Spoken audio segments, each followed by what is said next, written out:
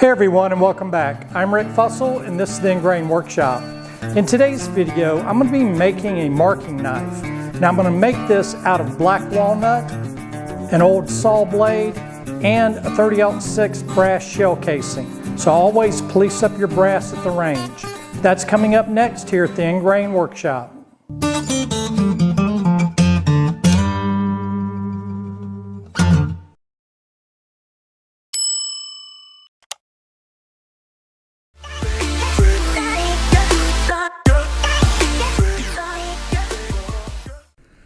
Let's kick things off with the design. You can pause the video here if you want to study it, or go old school and take a screenshot. This marking knife will be 6 inches long, sporting a 3/4 inch wide double beveled blade cut from an old saw blade because, well, recycling makes us look smarter than we are. The ferrule is a 3/8 inch brass gas flare cap because nothing says classy like repurposed plumbing parts. I'll add a brass accent in the middle using some 3/4 inch by 1/8 inch flat stock left over from last week's tri-square build, waste not, won't not. And to cap it off, quite literally, I'm using a 30-06 brass shell at the end. Because if your knife doesn't look like it could double as a conversation piece at deer camp, why even bother? Time to start with the business end of the blade. I'm using an old saw blade for this, marking out a section roughly 1 inch by 3.5 inches. Then I hit it with a permanent marker so I can actually see my layout lines, because squinting at shiny metal is how accidents happen. Using a ruler, a scratch-awl, and a punch, I lay out the blade head first, then working my way down the tang. The curves at the base of the blade are 3/4 of an inch radius, just enough to look intentional without being fussy. The tang starts at 1/4 of an inch wide near the head and tapers down to about 1/8 of an inch at the tip. The blade itself is 3/4 of an inch wide and 3.5 inches long, short, stout, and ready for action. With the layout done, I fired up the angle grinder and roughed out the shape from the saw blade. Once I had the basic form, I clamped it in the vise and switched to a hacksaw, cutting in close to the lines, but not crossing them. This isn't a pirate map. Close counts, but not going over. Now, if you don't have an angle grinder, don't sweat it. You can cut the whole thing out with just a hacksaw and a little extra elbow grease. Once I was in the ballpark with the cuts, I broke out the files and worked right down to the lines. This is where the blade really starts taking shape, and where you'll start feeling like you actually know what you're doing. With the blade profile shaped, I head over to my Scary Sharp sanding system, because if it's not scary, is it even sharp? I work my way through the grit starting at 80 and finishing at 400 just to clean things up and prep for the bevel.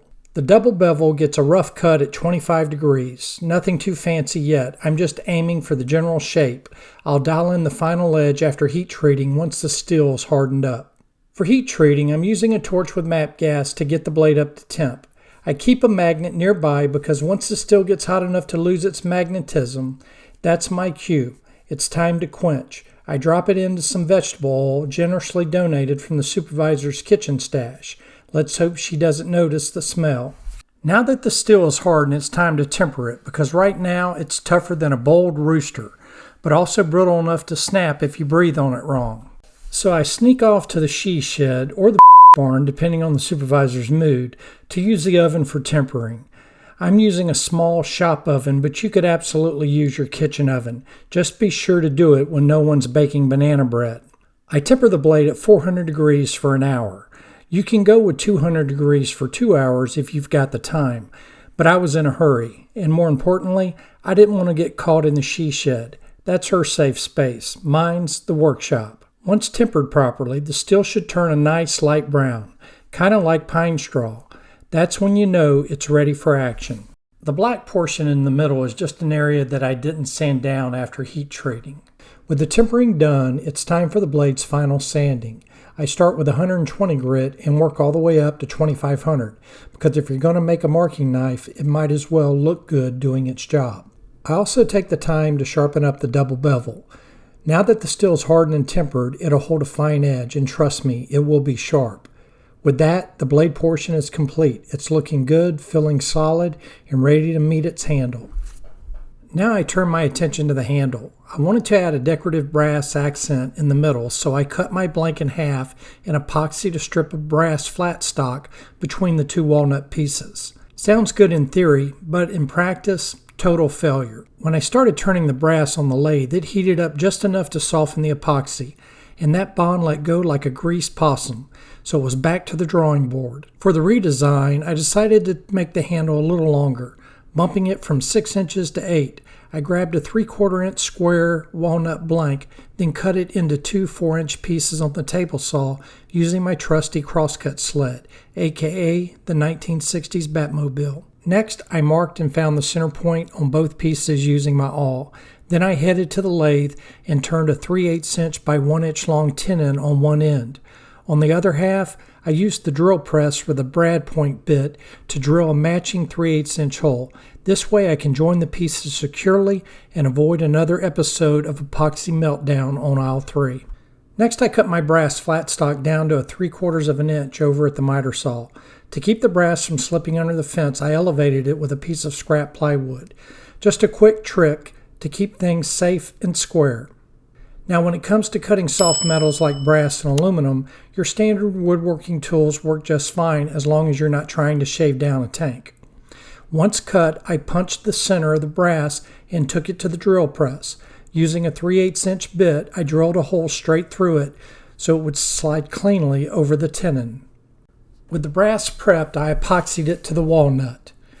Then, using some Type Bond 2 wood glue, I epoxied the tenons together, which glued the two walnut handle pieces together, locking everything in place around the tenon like it was meant to be there from the start.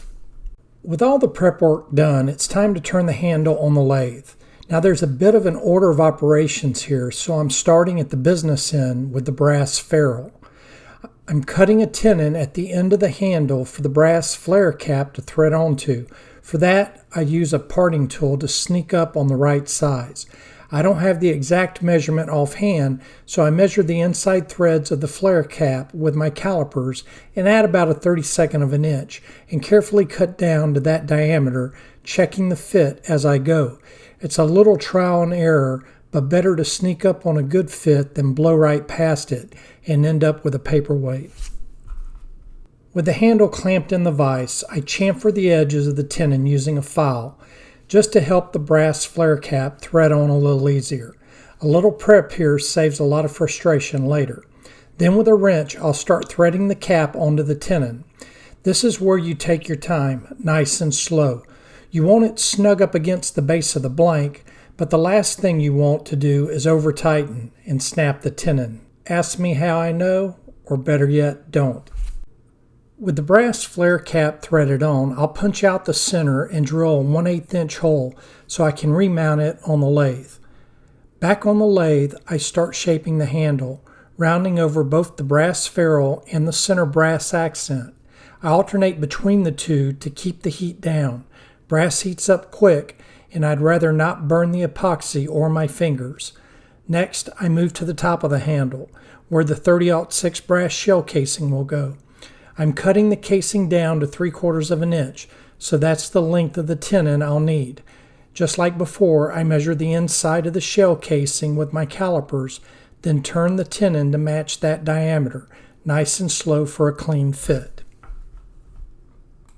Next, I mark the midpoint between the brass ferrule and the brass accent ring.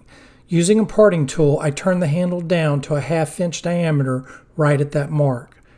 With that diameter set, I taper the profile, smoothing up from the ferrule and down from the accent ring until both lines meet at the midway point.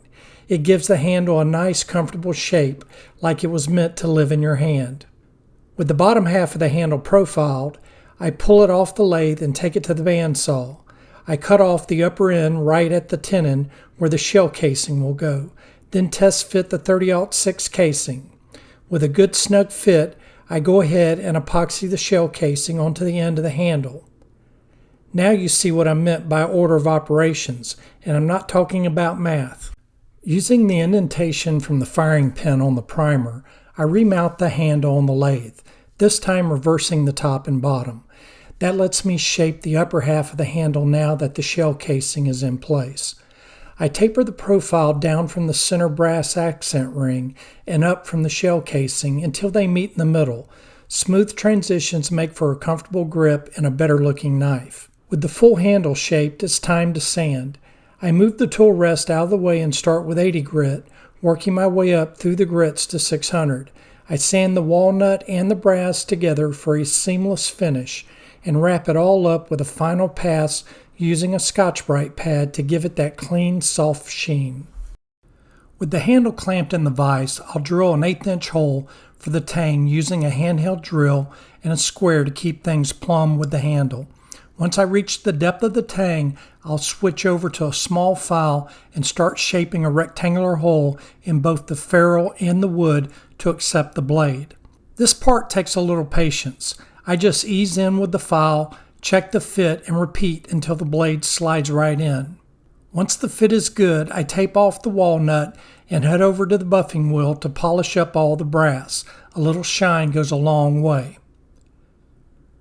With the brass gleaming, I tape off the ferrule and the blade and head back to the vise to epoxy the blade into the handle, bringing the whole knife together.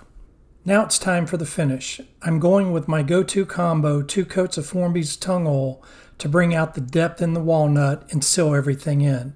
Once the oil is cured, I'll give the whole handle a good rub down with Johnson's paste wax for that smooth, soft luster. Nothing fancy, just a clean, classic finish that feels as good as it looks. And there she is, the finished marking knife, from an old saw blade and spent shell casing to something you'll reach for every time you head to the bench. It's got just the right amount of weight, fits in the hand like it was made for it, because it was, and adds a little personality to your layout work.